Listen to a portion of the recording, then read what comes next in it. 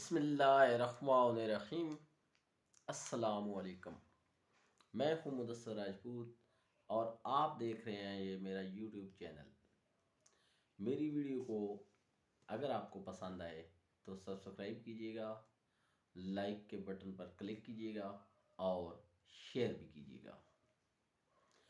پاکستان میں اور دنیا میں بھی اسی طرح ہے، لیکن پاکستان میں خاص طور پر آج کل جو سب سے بڑا وہ معاشی مسئلہ ہے، اکانومیکل پرابلمس،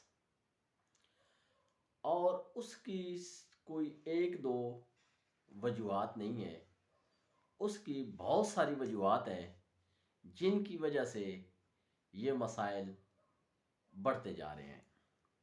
ان میں بے روزگاری، تعلیم میں کمی، لا قانونیت، ملک میں عدم استحکام، سیاسی عدم استحکام، پالیسیوں میں تسلسل نہ ہونا، رشوت، گورنمنٹ کی جابس پر پابندی، ہنرمند افراد کی کمی یا ووکیشنل ٹریننگ کا نہ ہونا، یہ تمام چیزیں ہماری کمزور معیشت کا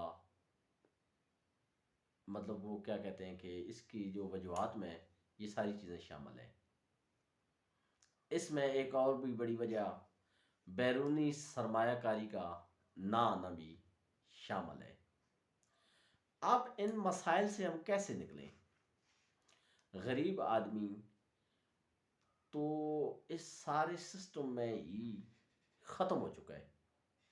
وہ زندگی کی اس دوڑ دھوپ میں، اس ترقی کی دوڑ دھوپ میں، وہ تو اپنی جو لائف ہے، جو زندگی ہے، وہ اس میں سروائیو ہی نہیں کر پا رہا، کیونکہ پاکستان کے اب حالات اس نہج پر پہنچ چکے ہیں کہ غریب آدمی 2 ٹائم کا کھانا انتہائی مشکل میں وہ پورا کر رہا ہے۔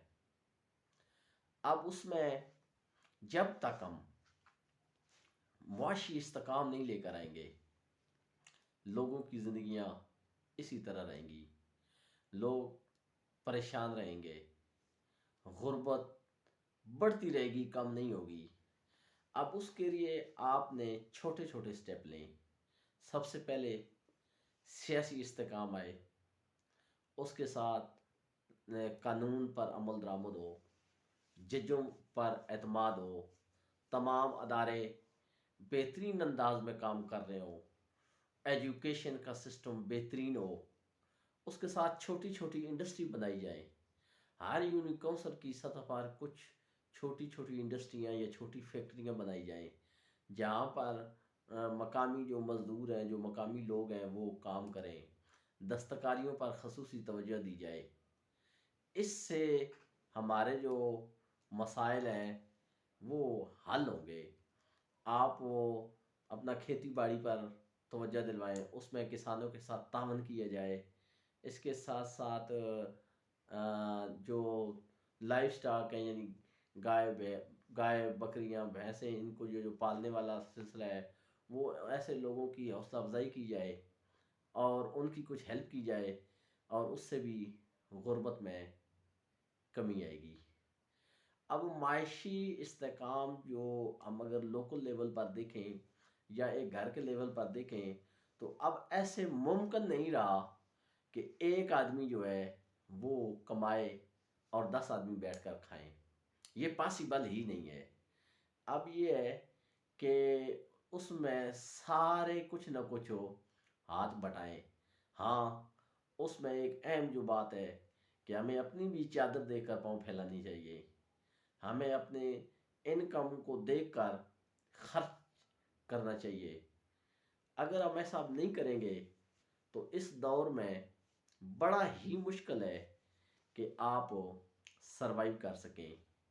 اب ہیلتھ کے ایشوز کو اگر دیکھیں، یا کھانا پورا کریں گے، یا صحت کے اگر بیمار آپ پڑ جاتے ہیں تو صحت کے اخراجات جو ہیں وہ پہنچ سے دور ہو چکے ہیں۔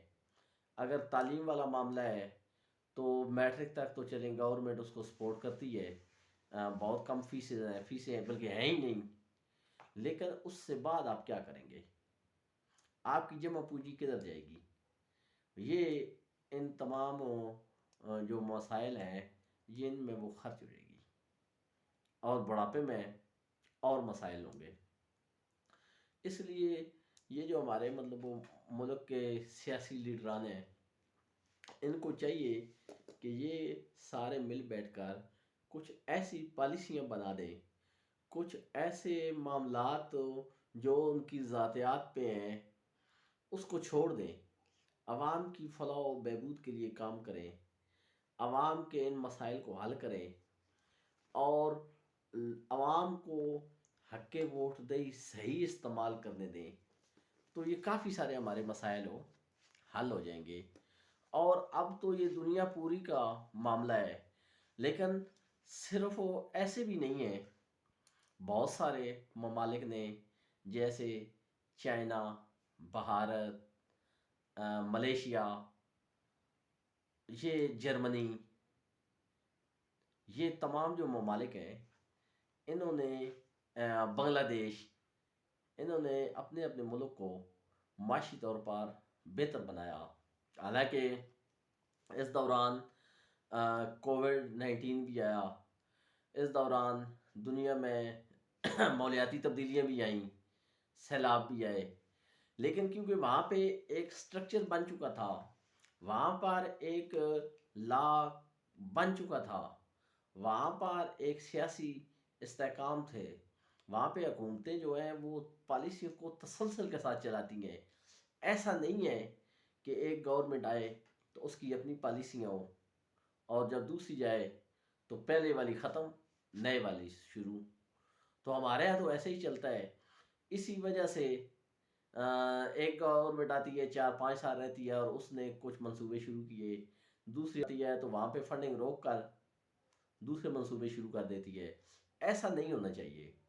ہونا یہ چاہیے کہ جو گورنمنٹ بھی آئے وہ پاکستان کی عوام کے ووٹوں سے جب آتی ہے تو اس نے جو معاشی پلان دیا ہوتا ہے، اگر اس کے وہ منصوبے رہ جائیں تو جو دوسری گورنمنٹ ہے آنے والی، سب سے پہلے وہ ان منصوبوں پر کام کرے، اس کو مکمل کرے، اس کے بعد اپنا معاشی پلان دے، اس کے بعد اپنے منصوبے دے اور ان پر کام شروع کر دے۔ اور عوام آج کل کا جو میڈیا کا دور ہے، سوشل میڈیا کا دور ہے، یوٹیوب ہے، فیس بک ہے، کمپیوٹر پہ وہ انٹرنیٹ کی سہولتیں اور موجود ہیں، اور بہت ساری ویب سائٹس موجود ہیں، موبائلز ہیں، واٹس ایپ گروپس ہیں، تو اگر جو بھی اچھا کام کرے گا وہ اب چھپا ہوا نہیں رہ سکتا۔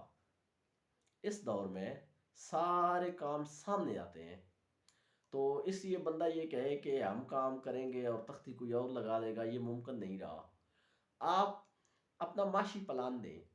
عوام اب سمجھدار ہے، عوام سوشل میڈیا کے ذریعے سارا جانتی ہے، تو آپ اور ایمانداری کے ساتھ اپنا کام کریں، ایمانداری کے ساتھ اپنا روڈ میپ دیں، تو پاکستان کے یہ معاشی مسائل حل ہو سکتے ہیں۔